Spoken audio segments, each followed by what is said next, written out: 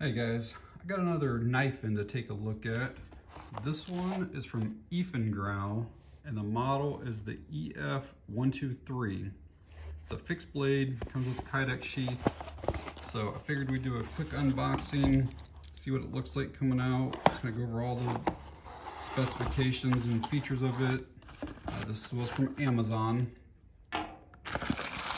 So here is the sheath. It's some type of Kydex sheath. The knife is in there, locks into place. Let's get this plastic off so we can take a better look. So I got that plastic off, and then I had to give the blade a really good cleaning because there was like a real thin coat of oil all over the entire thing. I assume that's on there to prevent any type of rusting, say this were to be like stored in a warehouse or something for quite some time. So the design on this is definitely Japanese inspired. It's got the Tanto style blade on it here. Some quick dimensions on it. It is 10.5 inches for the overall length. Blade is 5.9 inches. The thickness of the blade is 0.17 inches. Handle thickness is 0.8. And the weight is 10.3 ounces. My scale has it weighing 10.5 though. I guess the paracord on there as the lanyard could weigh a little bit. And then with the sheath, add 3 more ounces or so. So the steel that they're using for the EF123 is a 14c28n. It's a really good steel. It's really designed for like cutlery, like your kitchen cutlery. That's what a lot of the high quality kitchen knives and stuff are made out of. 14c28n, it's really high in chromium, which helps prevent corrosion, also makes it stainless. There's a lot of benefits to it. It really helps like keep an edge and prevents like fast wear. It's also very easy to sharpen. It's a very tough and durable steel. I know a lot of people like D2 steel. D2 is actually more prone or more vulnerable to rusting than what 14c28n is. The blade definitely has like a belt satin finish to it. And if you can see here, it's got like a longitudinal finish going this direction.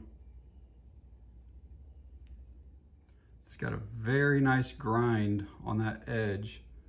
It looks very sharp and precise right out of the box. I don't know how well that'll show up on camera, but the edge is really nice on that. And it has this flat grind that kind of goes like halfway up the blade. It just looks really nice.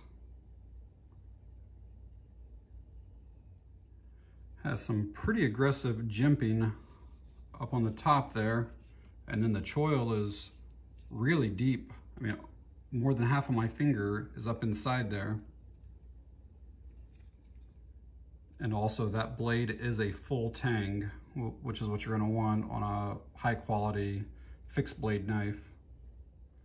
The hand guard on here is stainless. And if you were to remove the handles, you would see that this is soldered down to the blade down there. And speaking of the handle, these are G10 scales on here. There's a little bit of texturing on that. I wouldn't mind if that weren't a little bit deeper though. It's not slippery by any means, but I feel like I could grip onto it better if it were just a little bit deeper. The handle on it is very robust. It's nicely rounded. There's no sharp edges. If you can see that, it's basically like contoured on the sides here.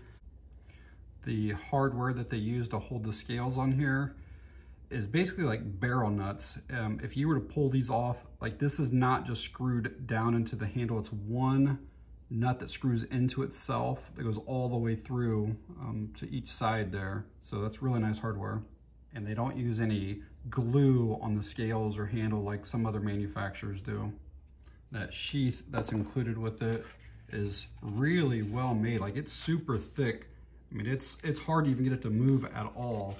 The knife locks in there pretty well, pretty silent on that, but no rattling whatsoever. So that's really nice. And the clip that they use on it is kind of similar to like a tech lock. You basically get this little thing here that you move down, and then you just more or less just squeeze in on the sides and it pops this up. Put your belt on it, and then it just snaps back, and then you use this to lock it in place. And then you could also take paracord or something like that, and that way you could strap it around your leg if you wanted to. So let's see how this thing slices through a sheet of paper here.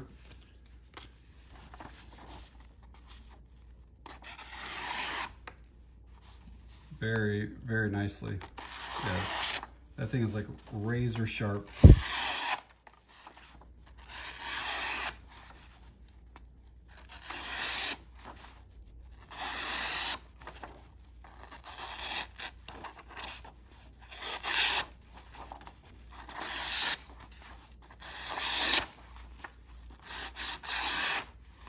All right, let's try something a little bit thicker.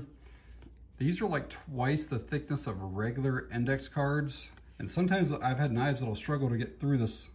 So let's see here, just all I'm doing is basically letting the weight of the knife do it. So I did not go all the way through there. That might have been me though. Yeah, that's leaving a really nice clean cut.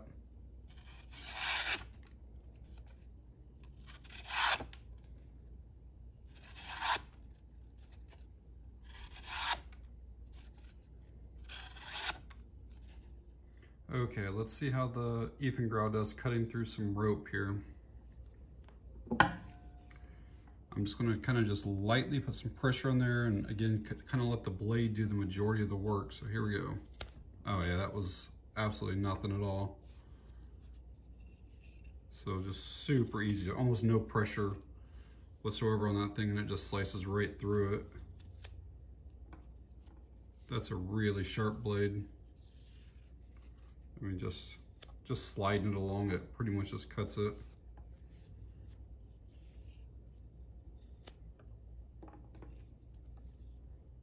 So the EF123 is available on Amazon right now for around $36. I don't know if you will find a better quality fixed blade for that price, considering the steel that's on it, the G10 handles, just the overall craftsmanship. It's a really nice knife for $36. You know, this is probably just a really good, like, all-purpose, like, hunting, camping, bushcrafting type knife. If your sole purpose is just bushcrafting and you do it daily, and there's probably better steels and better knives available for that. But just as a general all-purpose, do-it-all outside knife, you know, maybe processing some kindling or whittling or, you know, cutting rope, things like that, this is going to be really good for that type of stuff. I think if you had to gut an animal, you know, if you were out hunting, this would probably serve that purpose as well. You know, it's fairly robust at 10.5 ounces, but it's very well balanced. It just feels really good in the hand. Well, like I said earlier, these are available on Amazon for $36. They have it in black, or they have like a jade, like a light green type color. I will leave a link to that down in the video description if you want to find out more information on it. But yeah, this is the Eafengrow EF123. All right, guys, that's it on this one. Thanks for watching. I appreciate it.